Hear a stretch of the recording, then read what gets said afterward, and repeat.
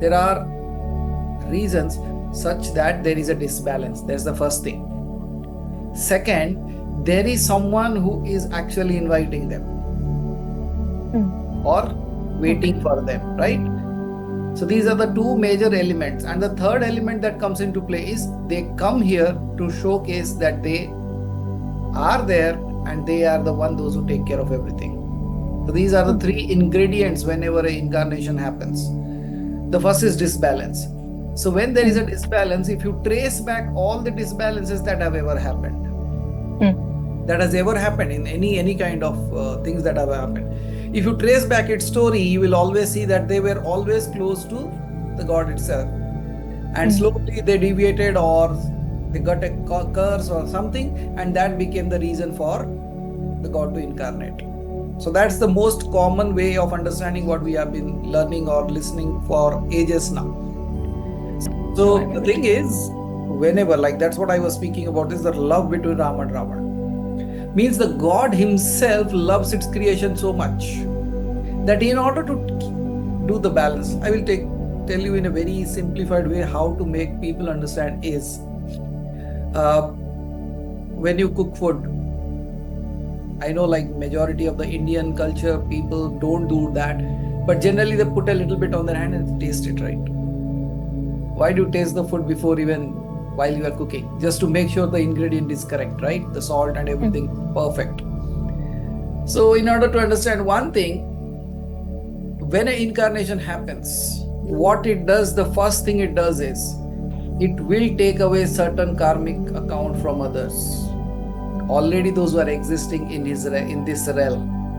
That's where it cuts down, because that makes the purification process so intense that they are able to see the God, live with it, and roam around along with it. Or else just think of how could somebody who could have just been a human for ages, how could he even live or walk with gods on this planet, right? So the first thing that he does is, or she does, whenever they incarnate in any form, the first thing that they take away is that illusion or certain karmic accounts they take away so that they are able to stay around, and that begins with the life in the family in which they are taking birth. So that's how they became the greatest of the greatest, because through them the God appeared. But they still have some karmic accounts, right? So if you look at it, the question that in Ramayana, there is a very typical thing that we all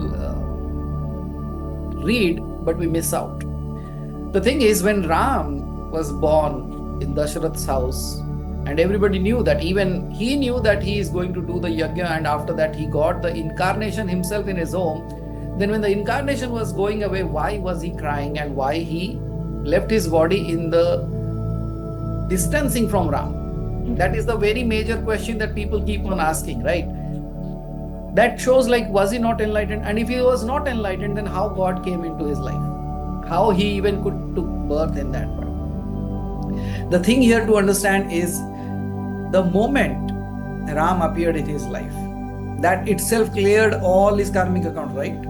Or else how could he come? Now, despite that, out of his love towards Ram, throughout his life, he still continued to do some karmic accounts.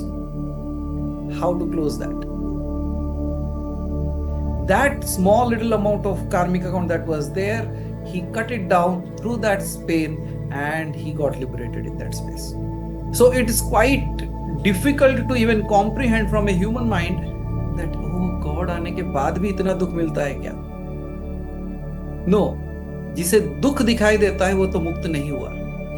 जिसे भगवान दिखाई देता है वो मुक्त हो गया. That's why we keep on saying, na, Deepika ji, like the path to Shiva, if you want to go to Shiva, you have to find yourself. And if you have to find yourself, you have to forget yourself. See, this is quite a very blatant answer. अगर तुमको शिव तक पहुंचना है तो तुम ही मार्ग हो, और अगर तुम अपने आप को जानना, जब तुम अपने आप को जानोगे तभी तुम शिव का मार्ग को जानोगे, और अगर तुमको अपने आप को जानना है तो तुमको अपने आप को भूलना पड़ेगा. Means forgetting yourself means neither pain nor pleasure, neither worries nor struggles. Because in that space, what happens to you is you are absolutely absorbed into the divine already. So all these things that is related to the physicality no more bothers you. No more ties you into any kind of worldly things. And at the same time, when Ram distanced himself, was it not a way of cutting down the attachment that he had grown towards Ram? Because of that attachment, he could not have gone as well, right? That could have tied him to this planet quite some long time. So that is another way of looking at it. That's how you cannot even guess what kind of ways are there. Now, looking at all these stories, we come into a conclusion that hamara kya hoga? So the God that we know, is he going to go away? Is he going to cut down all the things? Absolutely it will. It's very simple and very clear-cut instruction in front of you. Just like you love your body the most, right? But when it is time to discard the body or you have to leave it, you cut it down, all the relationship with this body also. Without cutting down the relationship, you cannot go. And that's why the people, those who could not discard or disconnect with the body, they keep on rotating looking for another body. जो प्रेत बन जाते हैं, क्या शरीर के साथ बहुत आस्था रह गई, तो शरीर को बहुत पकड़ के रख लिया वो. So they are still struggling. That's why they, whenever they find a weak soul or a body which is weaker, they jump into that, right? Possessed. So what is that condition there? They were too much attached to that body. So what does spirituality do to you? Now, while you are growing through spirituality, you will come to a realization that it is no more the explanation, it is the experience that is working for you.